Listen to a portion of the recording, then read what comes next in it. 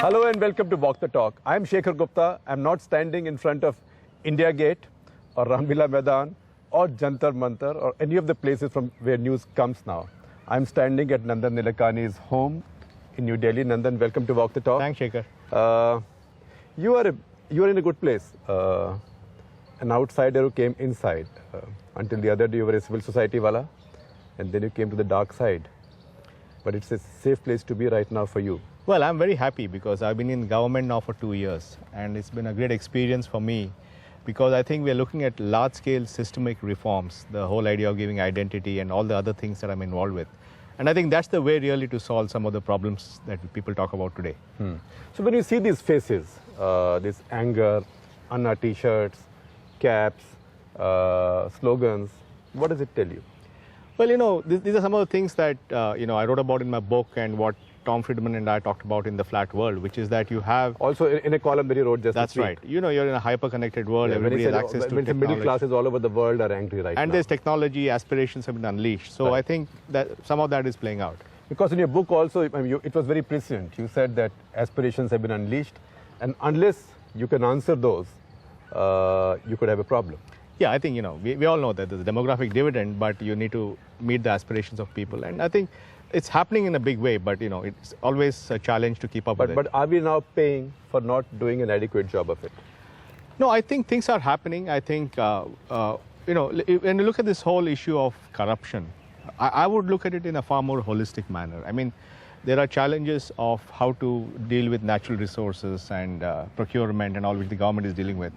But to me, the real challenge is how do you deal with retail corruption or how, when people meet the state for a public service, you do that in a way which is non-intimidatory or... The tariff card corruption. That's right.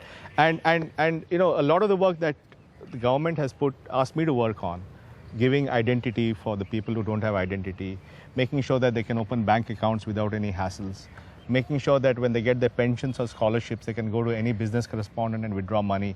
They're all fundamentally related to changing the relationship with the individual in terms of the public delivery he gets. And to me, that is the kind of reform that we need today to really fix some of these large issues.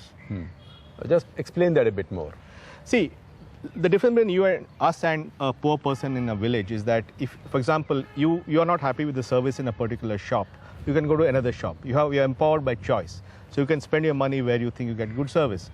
Whereas if you're a person who's getting a PDS, getting their ration from the PDS, you can go to only one shop because your name, every PDS will have 500 names and your name will be one of those 500.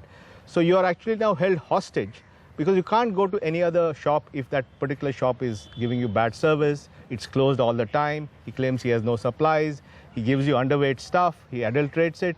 You have no recourse at all, and you can't say, I'll go and file a case in court, right? It's not practical.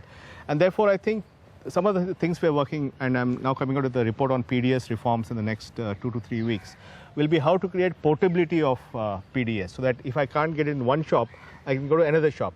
The moment you empower people with choice, then the bargaining power shifts to the individual, and that's how services improve. So my point is simply that you have to get to the bottom of how to use technology, process improvement, incentive design to empower people at the point of service. But how do you look at this widespread protest now, which is more about locking people up in jail? This sort of punitive answer to corruption. No, I think, Is it going to work?